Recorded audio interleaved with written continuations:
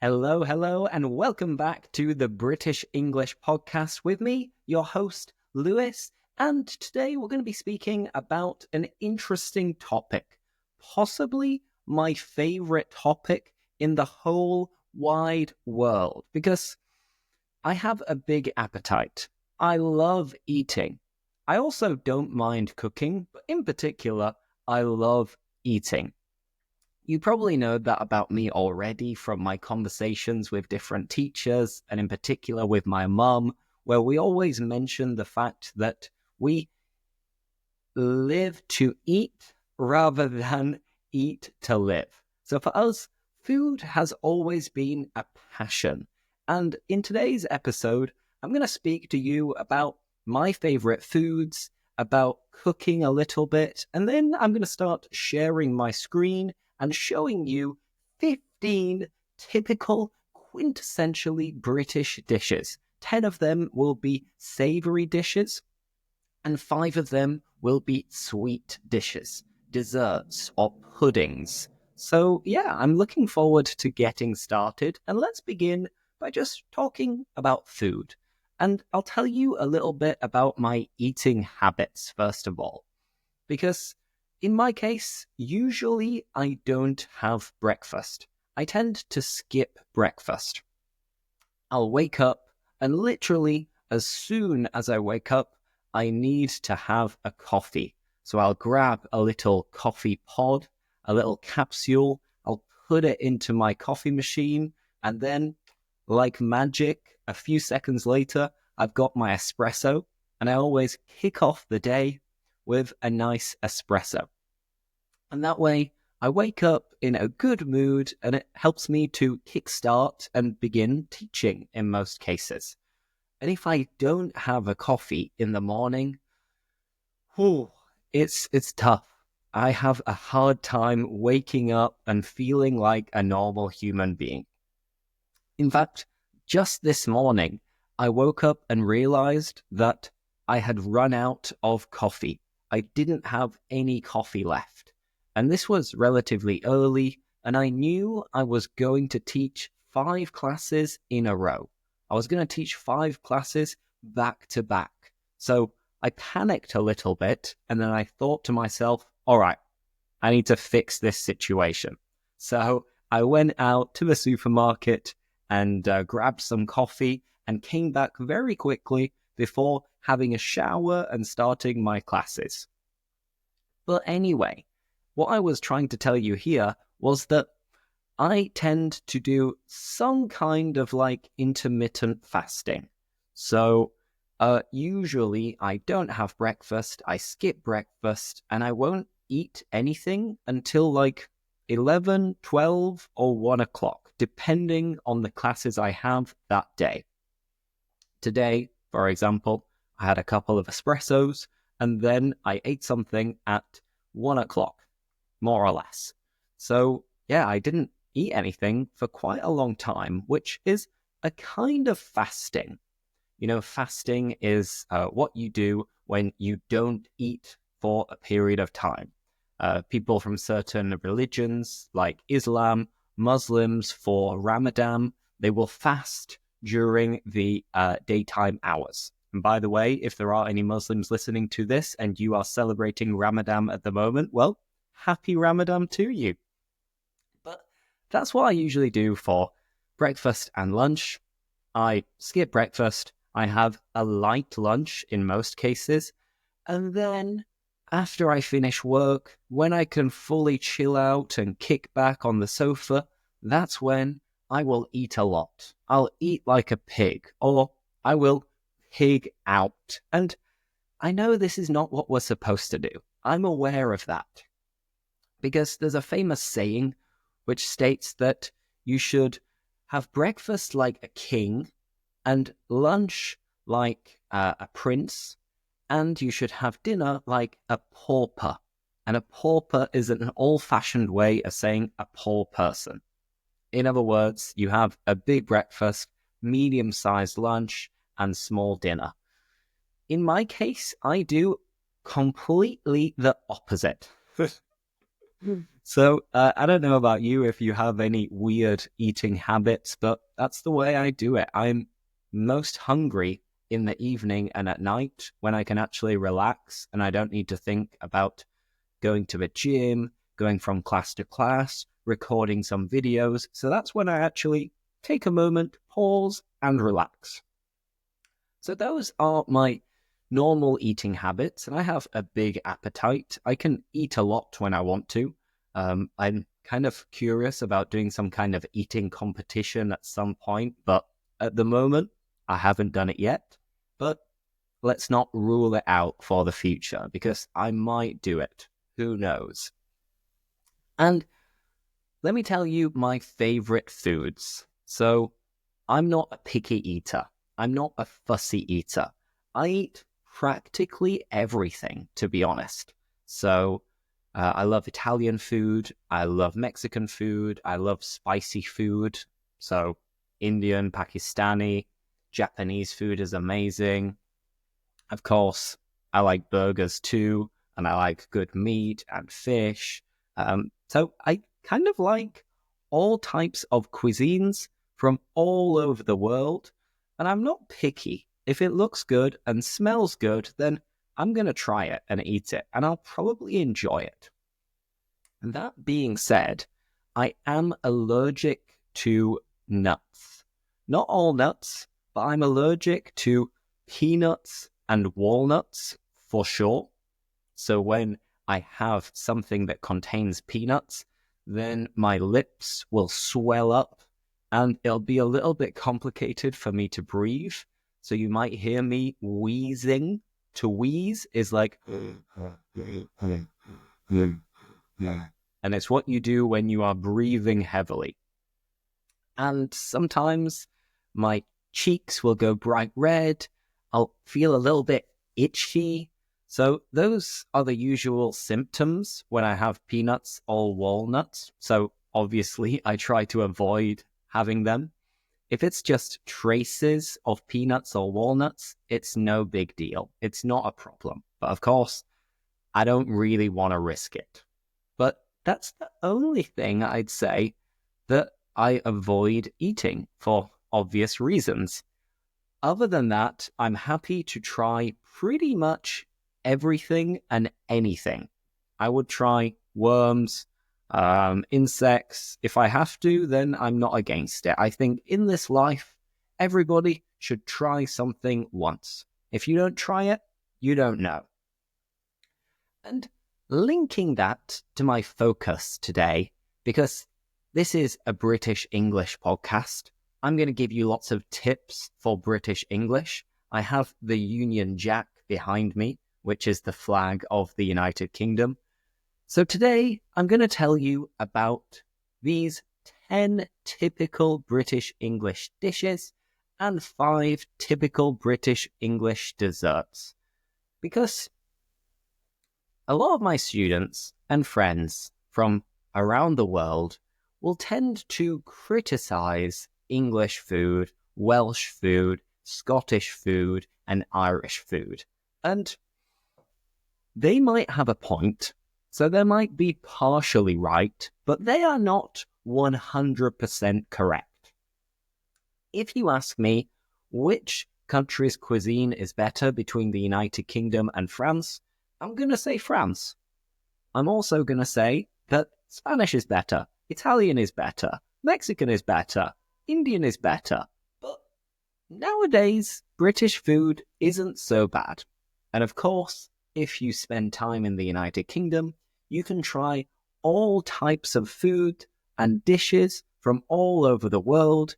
In any of the big cities in the UK, you have fantastic restaurants from all across the globe. But let's go back in time to traditional English dishes. So let's kick off and get started. And I'm going to share my screen. So if you are just listening to this on Spotify, then feel free, if you're interested, to, check out the images and, see what you think. And the first image is, of course, probably the most famous English dish, and it is fish and chips. Oh, delicious. It is to die for. So, honestly, fish and chips can be impeccable, delicious, to die for, and it can also be a little bit meh. You know, it can be normal, ordinary, just average. In my experience, if you have fish and chips when you are by the beach at a chippy, so a chippy is a nice informal way of saying a fish and chip shop. So if you go to the beach and you see a chippy with a sign that says fish and chips or fish and chip shop, and you can see that it's a small kind of place, you've got fresh chips, you've got fresh fish, which tends to be cod or haddock, and then you know that you're in the right place. But if you're in London or another big city that isn't close to the coast, I'm always a little bit unsure and skeptical, because I think there is a wide variety of good chippies and bad chippies. And in my experience, getting fish and chips from a pub is probably not the best idea, because it's generally not their speciality.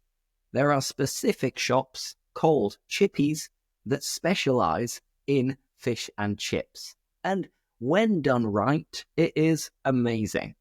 So as I said, you will have cod or haddock, you will deep fry it in batter, then it should be nice and flaky in the middle, and we always put loads of salt and vinegar on it. For some people this might sound a little bit strange, but for us Brits it's completely normal. And some people even put gravy or curry sauce on it. And a common side that we have is mushy peas. You know, like green peas, but mushed up, smashed up to make a paste. And that way, it's not quite as unhealthy as it looks. Because you'll find with these images that a lot of British food can be quite beige. It's not very colourful, but it's tasty. And these chips from a chippy, they're amazing. What's not to like? So that is our first meal. Fish and chips, of course. Now, moving on to the next one. This one is hard work. And it is a Sunday dinner or a Sunday roast, or we can also say a roast dinner, or even a Christmas dinner. So what you're seeing at the moment, which is a roast beef or a roast turkey or a roast chicken or a roast gammon, which is ham, which is kind of covered in gravy, which is like meat juice and meat sauce, with some cauliflower cheese, which is cauliflower with a cheese sauce.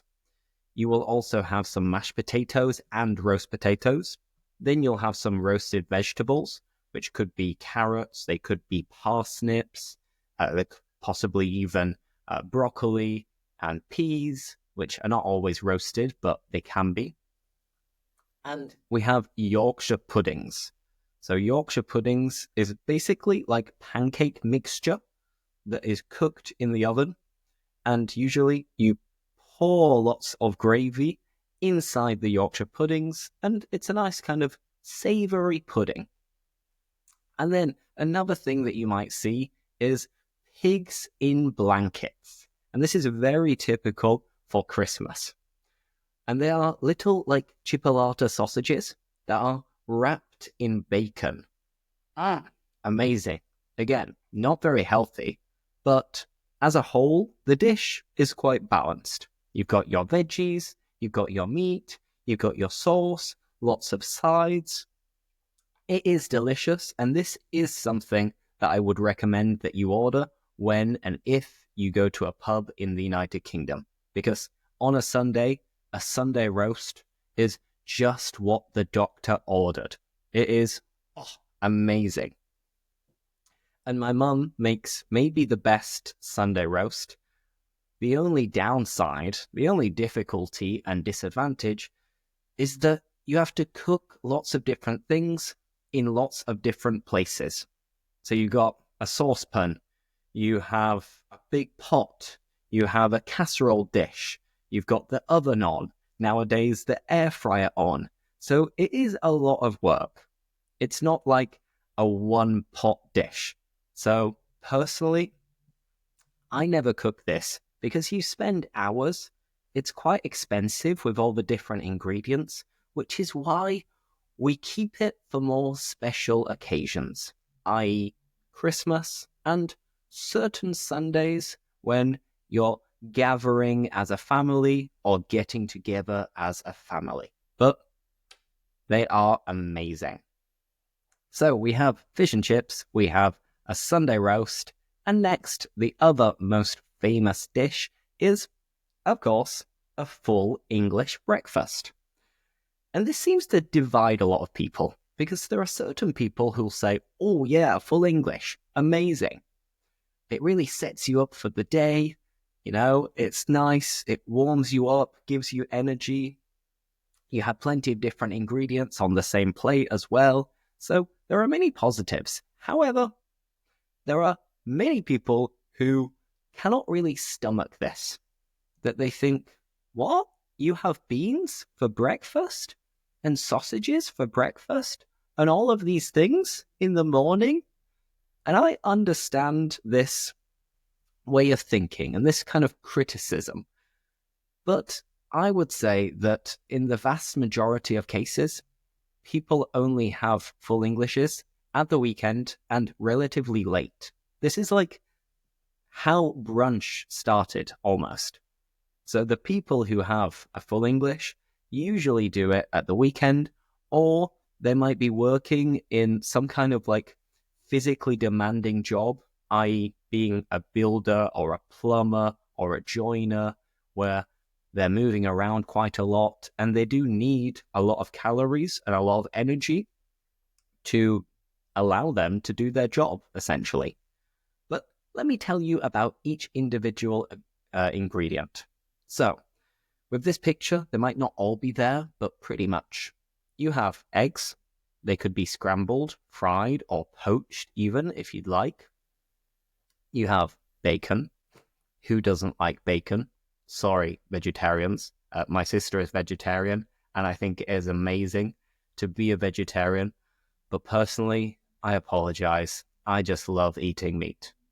I try to cut down on my meat consumption to not eat meat every single day. But yeah, it's tasty. I'm sorry. Then, apart from eggs, bacon, we also have sausages, of course, and black pudding. So black pudding is kind of like a sausage made with pig's blood. So it's quite an acquired taste and it's a little bit different, but it's really tasty as well.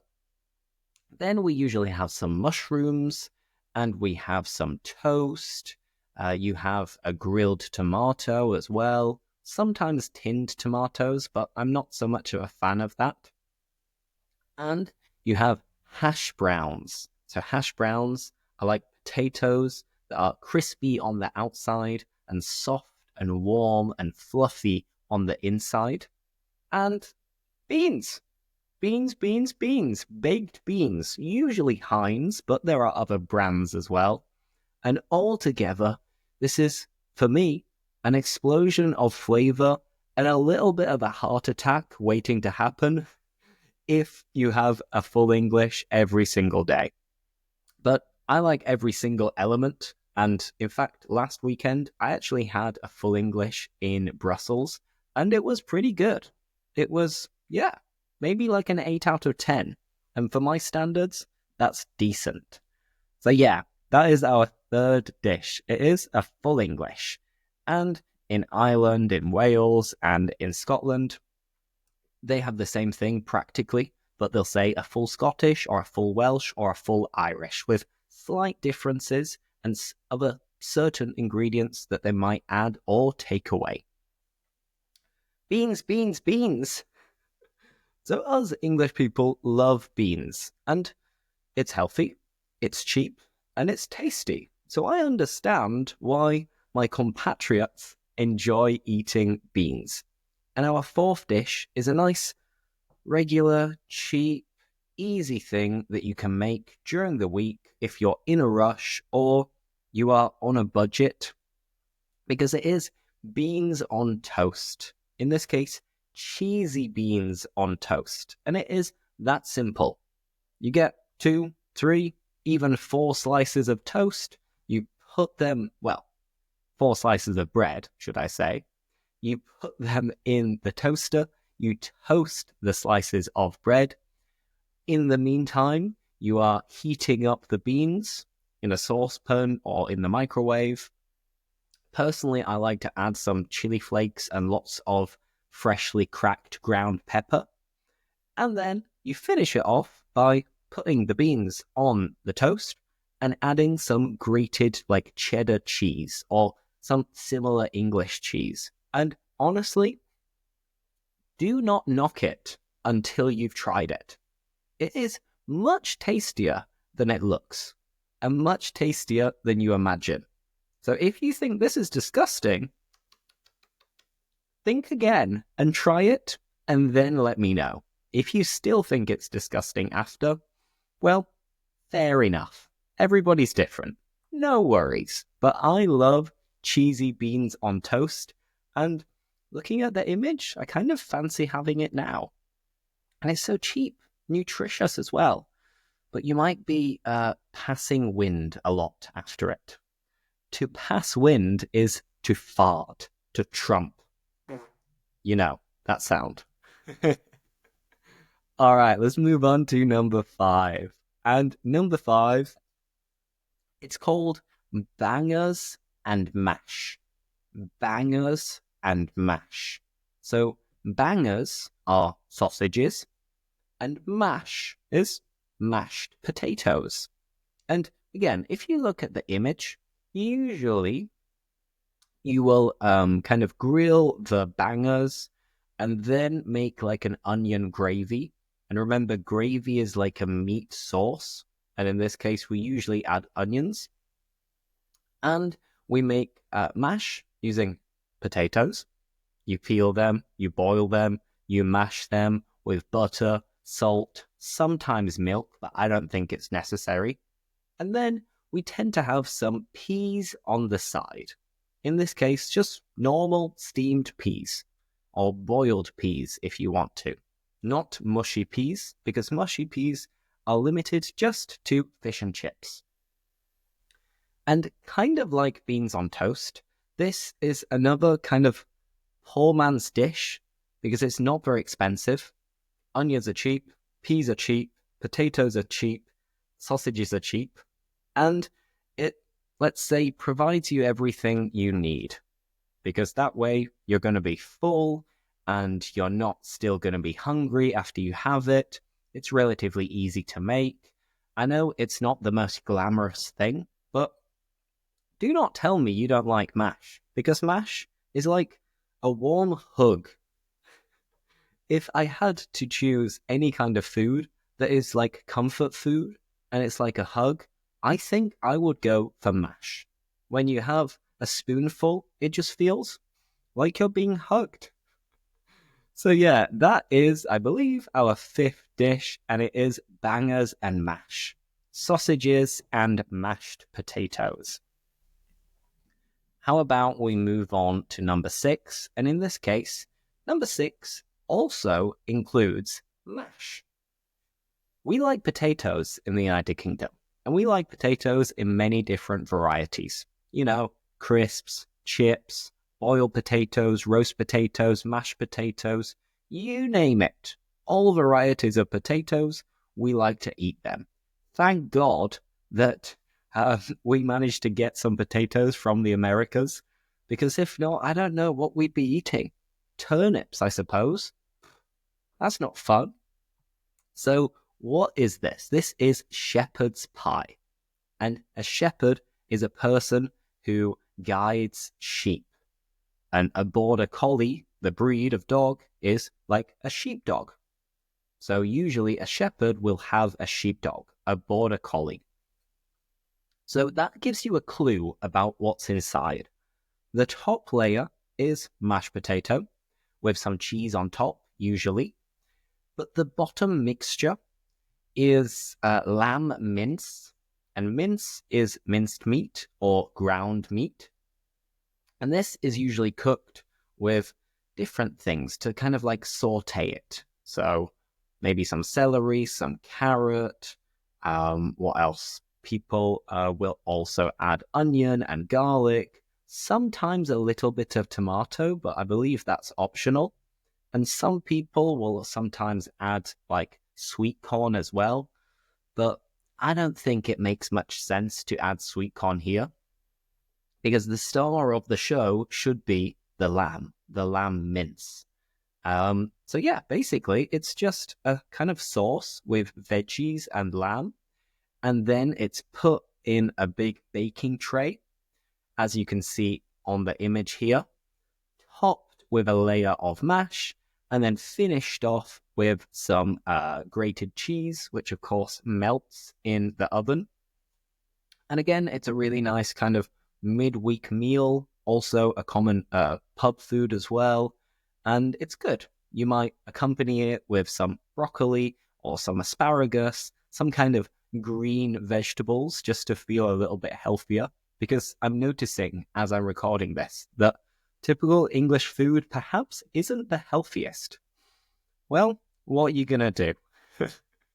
All right, let's move on to the next one. And this, I believe, is number 7.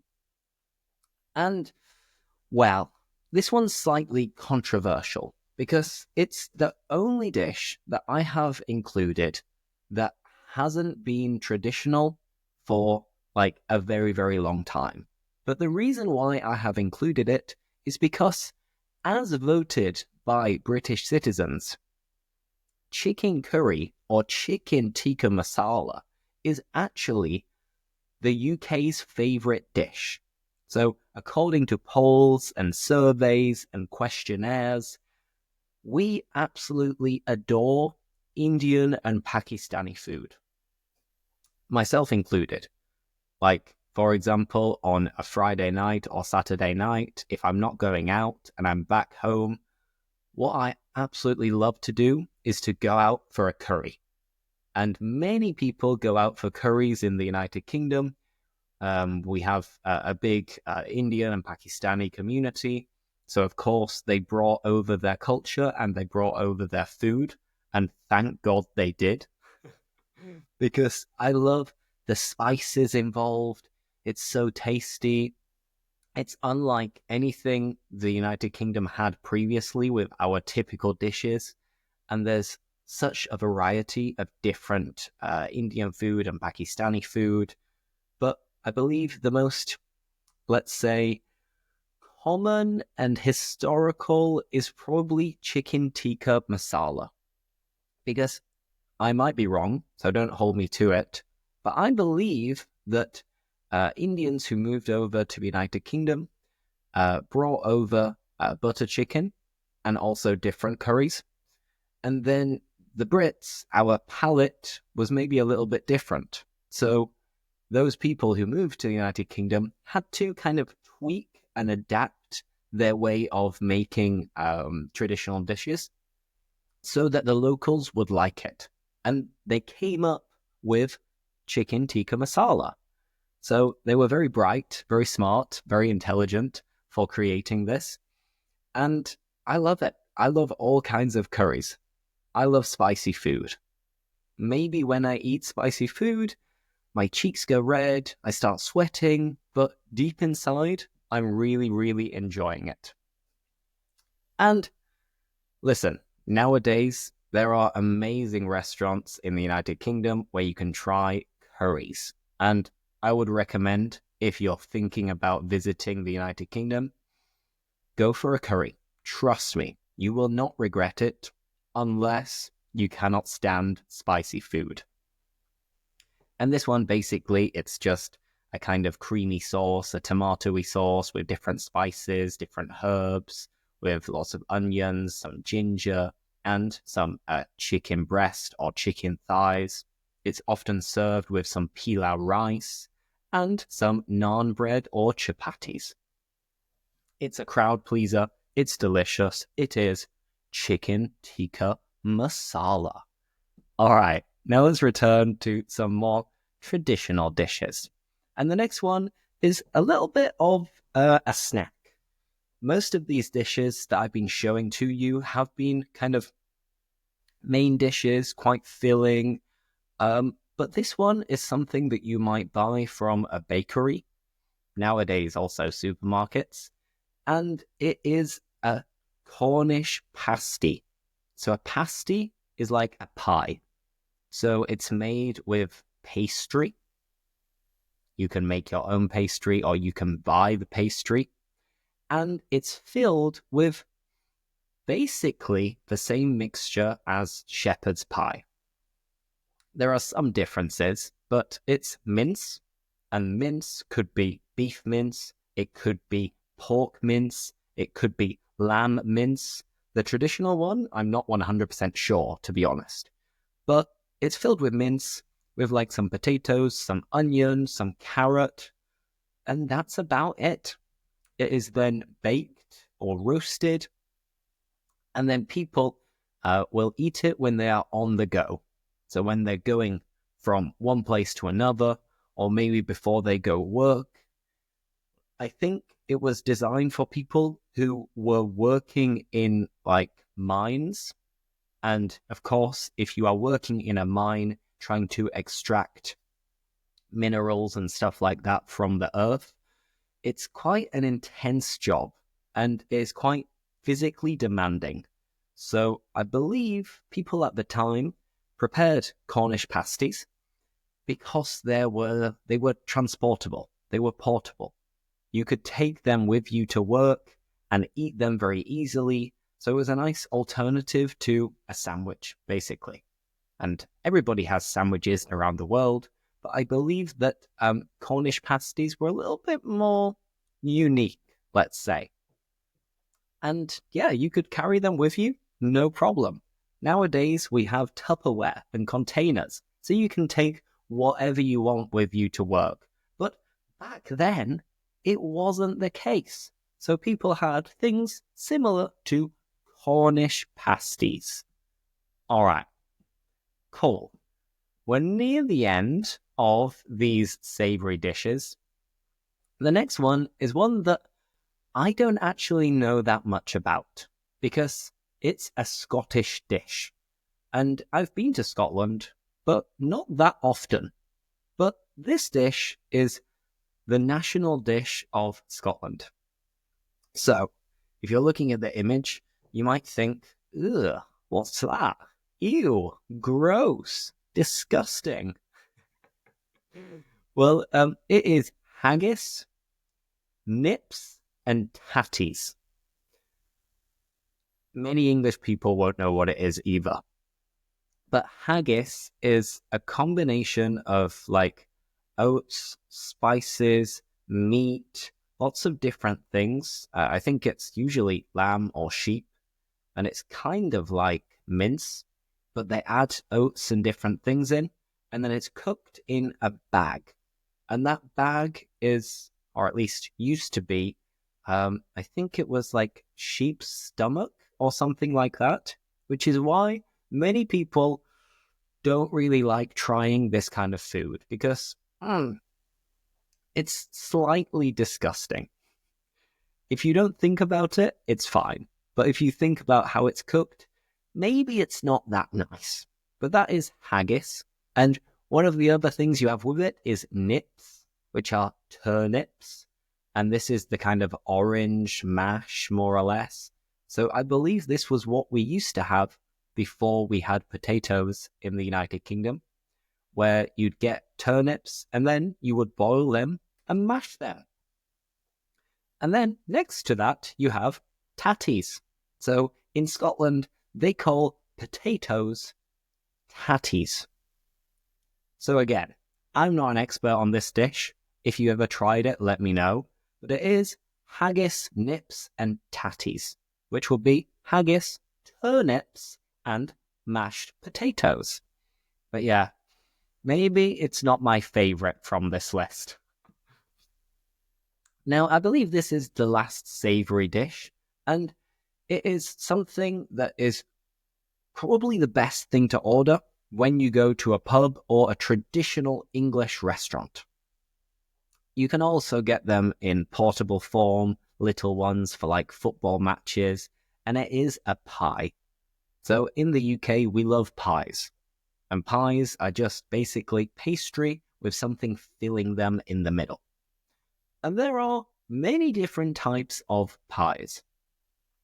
You can have like a chicken and mushroom pie. You can have a leek and potato pie. But most pies will be with steak. So we have a lot of steak pies and steak and kidney pies. So this image that you might be able to see now is a steak and kidney pie, which is exactly what you have heard. It's made with beef, with little pieces of steak, and it's cooked to make a little bit of a gravy with kidney. I assume it is cow kidney, but I'm not 100% sure. And it's basically meat in a dark sauce, which is like a gravy. Often we use like a dark beer as well to give it that nice thick and luscious flavor. And then on top or all around, you have the pastry. And this is usually served with either chips or mashed potato, and then some like green veg. So again, maybe Brussels sprouts, maybe peas, maybe broccoli, anything like that. So this is usually my go-to order when I'm having a pub lunch or a pub dinner, because I always find that it never lets you down. It never disappoints. You can always count on a pie being tasty. If you tried it before, let me know. But yeah, that is steak and kidney pie. So those are the main savory dishes. Me, I probably prefer savory dishes to sweet dishes. I haven't really got a sweet tooth, but that being said, if I have chocolate in the house, I'm gonna eat chocolate. So for Easter and Christmas, my house is always absolutely full and packed with chocolate and sweets. But when I'm living independently, I try to avoid it. I try to avoid buying chocolate because I know myself. If I buy chocolate, I'm gonna eat chocolate. So if I don't buy it, I save money and I'm healthier. It's a win-win situation. But despite not having a sweet tooth, let's have a look at 5 sweet desserts and puddings that are very common in the United Kingdom. The first one is sticky toffee pudding. Yum, yum, yum, yum, yum, yum. This is actually my girlfriend's favorite dessert, or at least her favorite dessert, which is British, because she also likes panna cotta, cheesecake, all of these lovely things. But the dessert she loves whenever she's visiting in England is sticky toffee pudding. So what is it, you might ask? Well, it is a sponge, and this sponge is used using some like toffee or caramel, and it's cooked, of course. I don't know how to cook it, so I might not be explaining it the best. But there is a sponge, and then you have a really nice caramel toffee sauce that you pour on top of the sponge, and then you have it usually with a scoop or 2 scoops of ice cream, usually vanilla ice cream. And this, it is incredible. I said that mashed potato is like a hug and it's comfort food. Sticky toffee pudding is definitely comfort food as well. So yeah, it's sticky, it's toffee, it's a pudding, it's amazing. Our next one is kind of basic. So compared to a sticky toffee pudding, I don't think it is as tasty. But I'll explain it to you anyway. Here we have a Victoria sponge cake. So the base is very similar to the base of sticky toffee pudding, because you have two flat sponges, and in the middle you have strawberry or raspberry jam, usually strawberry, and you also have some like clotted cream or cream in general. So these are the two like layers in the middle, because if not, it can get a little bit dry. So you have plain sponges. In the middle, it's filled with jam and cream, and then on top, it's covered with some like caster sugar, I believe, which is like some sugar that you use a sieve to make it fall out very, very, very slowly and in little pieces. So then the top looks white because it's covered in sugar.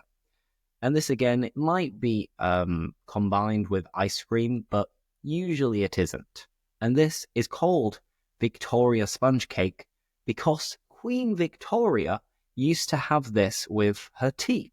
So whenever she was having some kind of afternoon tea, she would usually request a sponge cake, a Victoria sponge cake.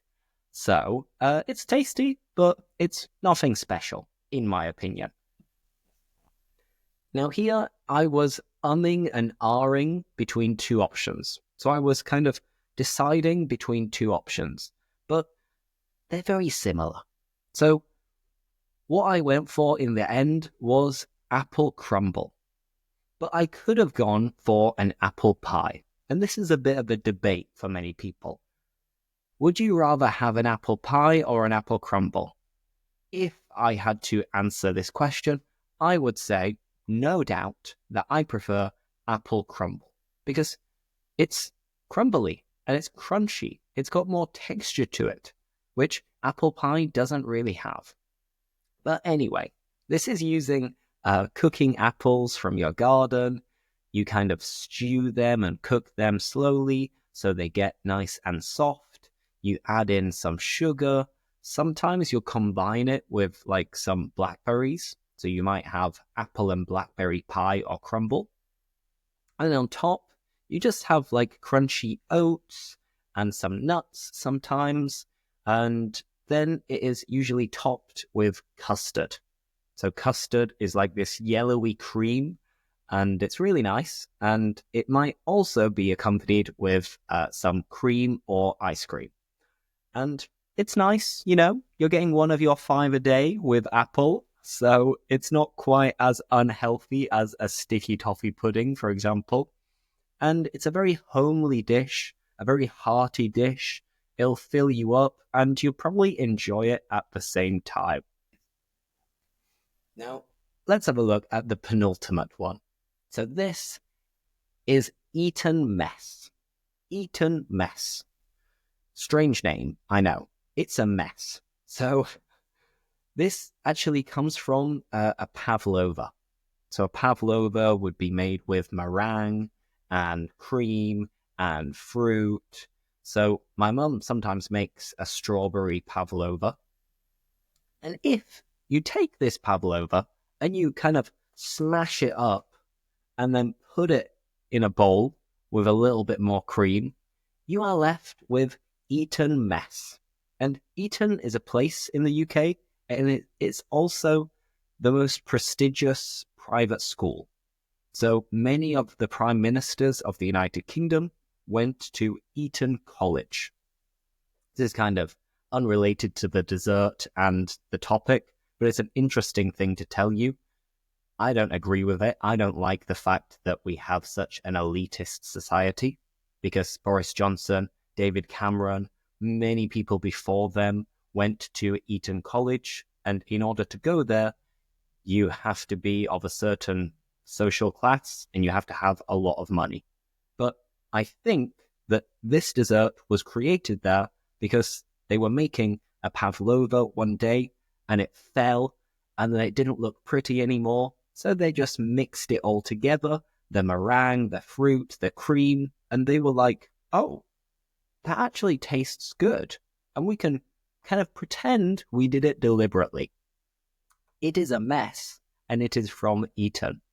So that explains why it is called that, and it's tasty, There's nothing wrong with it. Fruit, cream, meringue, delicious. Now, a similar dessert which uses cream and fruit is trifle.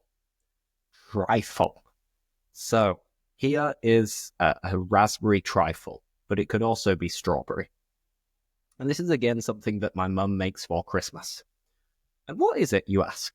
Well, the bottom layer is made with like some sponge or some biscuits. Then the second layer is made using jelly, so like some strawberry jelly, what kids eat, essentially.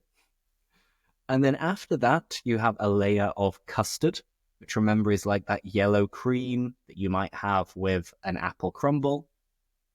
And then the final layer would be like whipped cream with some strawberries or raspberries on top.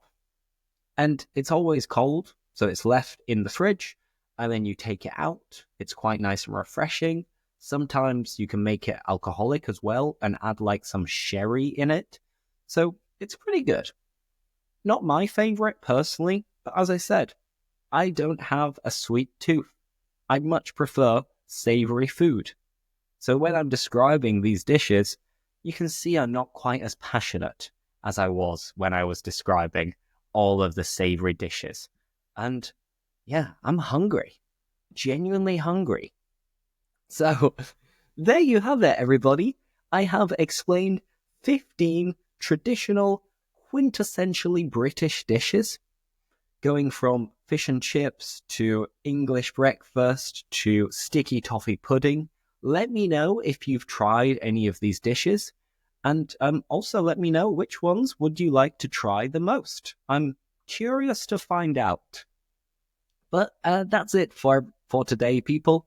Thank you so much for listening or watching. If you found it useful, feel free to share it with a friend. And if you would like to continue learning English with me, then you can sign up to my classes. I have group classes available and private classes. Just send me a message or an email, and you can also book your classes in the video description.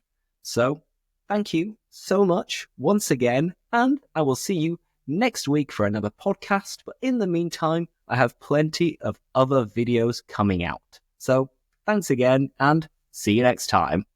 Bye-bye.